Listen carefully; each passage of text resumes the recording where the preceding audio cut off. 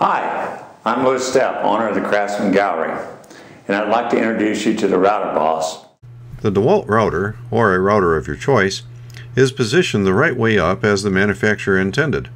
All the features of the router are available, including the plunge facility, depth stop, on-off switch, and speed control. We've added an optional plunge assist bar for one-handed plunge control, and you'll see the advantage of that when we talk about mortising. The router is mounted on an acrylic plate with built-in battery-operated LED lights and a laser-projected crosshair that marks the center of the cut. Unlike most jigs and router tables, you can observe the cut as it is being made. You can even cut to a scribed line as in hand tool woodworking. But there are many ways that we'll show you to position and manage a cut. Most joinery, such as a dovetail, finger joint, or tenon, occurs on the end of a board. So typically, the board is held on the sliding bar locked between a fixed fence and movable fence with cam. Push the black button on the movable fence cam to move the fence against the board, then rotate the cam handle to lock the board in place. Note that the board is held square against the fixed fence and underside of the base plate that cantilevers over the board and supports the router. By turning the crank on top of the router boss, the sliding bar transports the board through the cutter. Unlike with most jigs and router tables, with Router Boss you can cut in either direction. The preferred direction is to do a climb cut. The cutter always spins clockwise, so cut with the leading edge of the cutter spinning into, rather than out, of the wood. Cutting in this direction eliminates breakout and results in a clean cut. Climb cutting is an unsafe operation on a router table, but safe on Router Boss with the board clamped to the sliding bar. The router is guided by guide rails located on both sides of the acrylic router plate. Both straight aluminum rails and plastic variable angle guide rails are furnished with the machine. The straight guide rails are used for most cuts. The variable angle guide rails replace the straight guide rails when cutting dovetail sockets and pins. They can also be used for angled cuts like the slots for shutters. The green wings of the variable guides can be set with locator pins to all angles from 0 to 10 degrees. To guide the router at angles greater than 10 degrees, the base plate to which the guide rails are attached can also be angled. The acrylic router plate is guided against both a front and rear wing when making angled cuts for dovetail pins. Dovetail pins require both a left and right angled cut, which is accomplished by rotating the acrylic plate against the opposite wings. With a stopped cut, half-blind pins can be cut. This is what cutting dovetail pins looks like from below the base plate.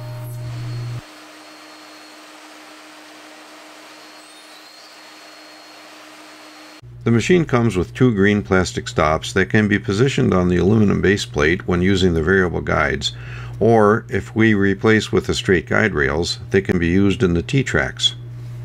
Optionally, you can use our micro-adjustable precision stops in the T-tracks.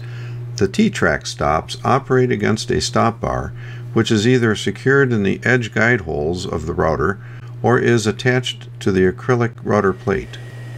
You can easily and quickly move the router an exact amount by using a stop and combination of gauge or setup bars made of either brass or MDF. For example, after cutting the back cheek of a tenon, the front cheek can be cut by moving the router forward the diameter of the router bit plus the width of the desired tenon.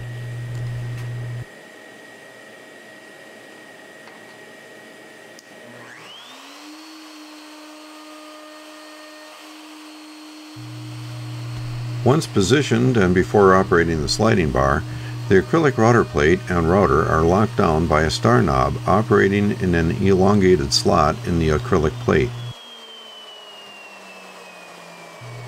Alternatively, instead of feeding a board through the cutter, you can loosen the star knob and pull or push the router and cutter through the board to make a cut. With a precision stop, if you need to fine-tune a cut, then you can do so in very precise increments by rotating the stop head.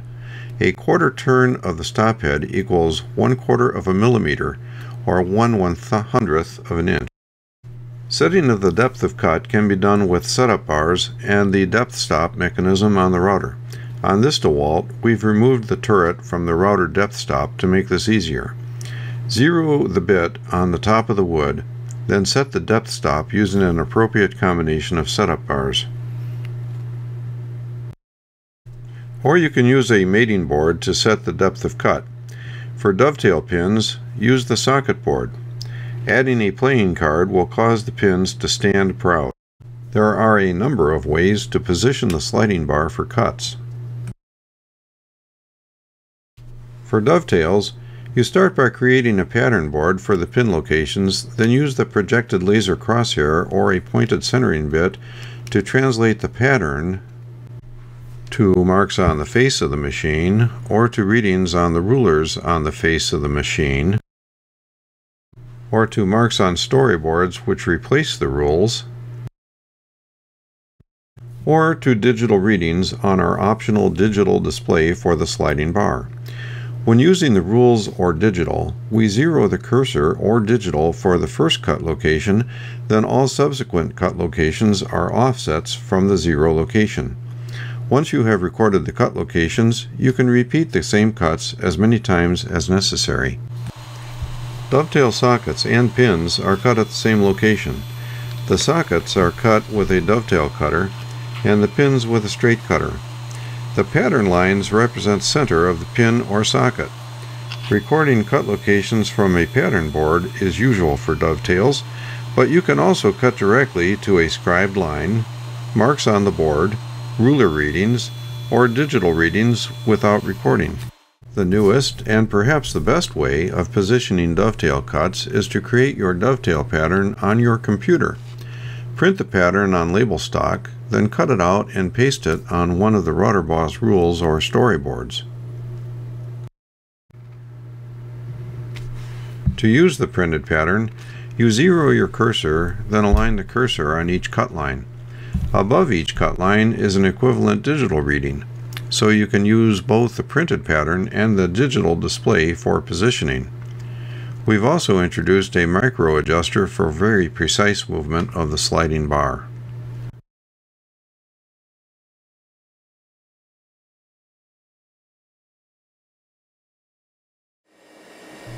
Additional work holders are available for cutting on the edge or face of a board or at single or compound angles. The mortise table is our most versatile work holder. It has a 7¼ inch by 31 inch T-track table that can be mounted either horizontally or vertically on the sliding bar. In horizontal mode, the mortises, panel grooves, and tenons for a paneled cabinet door can all be cut with the same setup. The door stiles and rails are held horizontally for the panel groove cuts.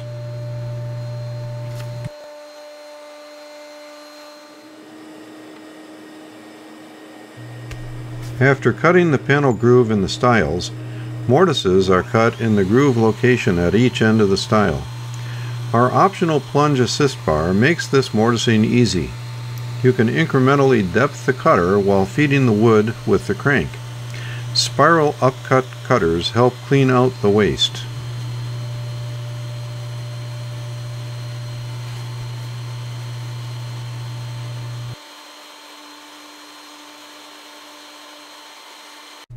The tenons can be cut in the ends of the rails by mounting them vertically through a cutout in the table. From the groove location, you can use setup bars to set stops for the front and back tenon cheek cuts. For example, with a 3/8 inch groove, you would use a 3/8 inch setup bar to offset stops 3/8 inch back and 3/8 inch forward from the stop bar. No measuring required. Now cut the tenon cheeks at the front and rear stop locations.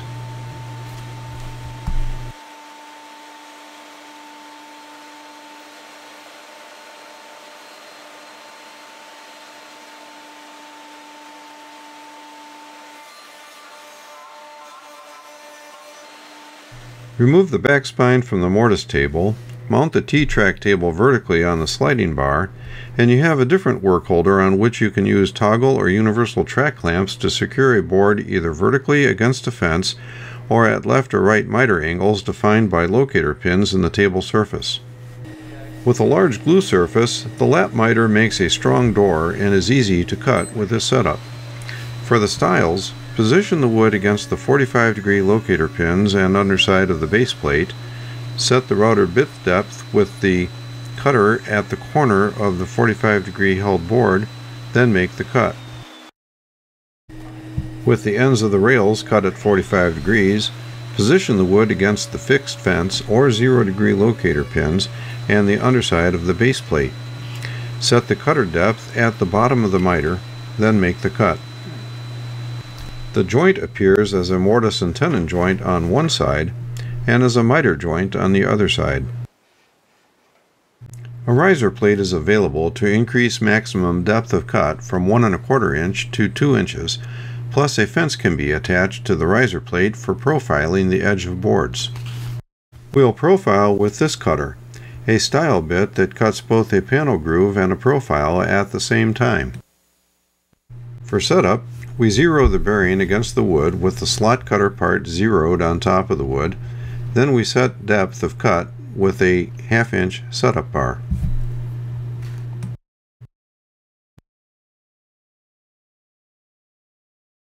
To profile an edge of a board, the board is hand-fed through the cutter supported by the feather boards that keep the board against the fence and underside of the base plate. This is similar to profiling on a router table, except that with the router upright, you hand-feed the board left to right instead of right to left. Do not climb cut when hand-feeding. Like on a router table, you can close the fences next to the cutter or use a sacrificial fence to eliminate breakout. In addition to the door frame, you can cut a raised panel to fit in the panel groove of your door. Use a vertical panel riser cutter and make climb cuts using the crank. Cut the end grain first, followed by the long grain, and make several shallow cuts.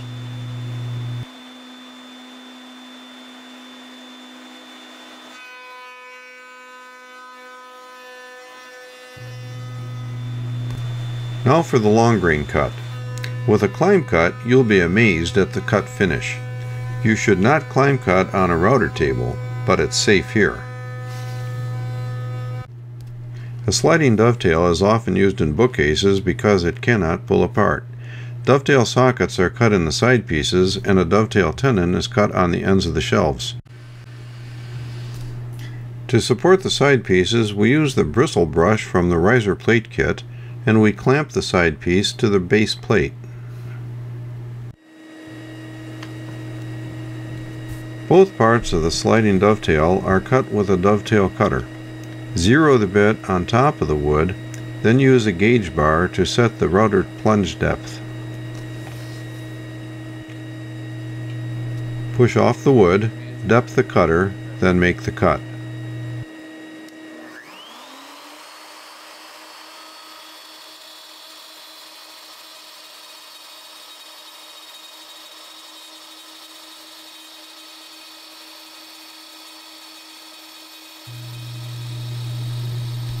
Most often, this is a stopped cut so that the joinery is not seen from the front.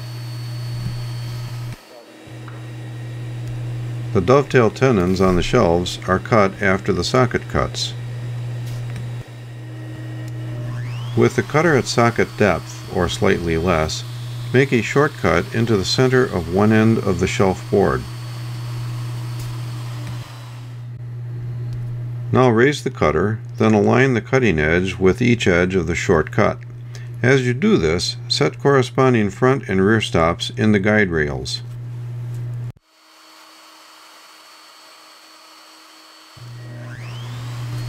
Now we are ready to cut the dovetail tenons in the shelves. Depth the cutter, and using the stops, make both the front and rear cheek cuts.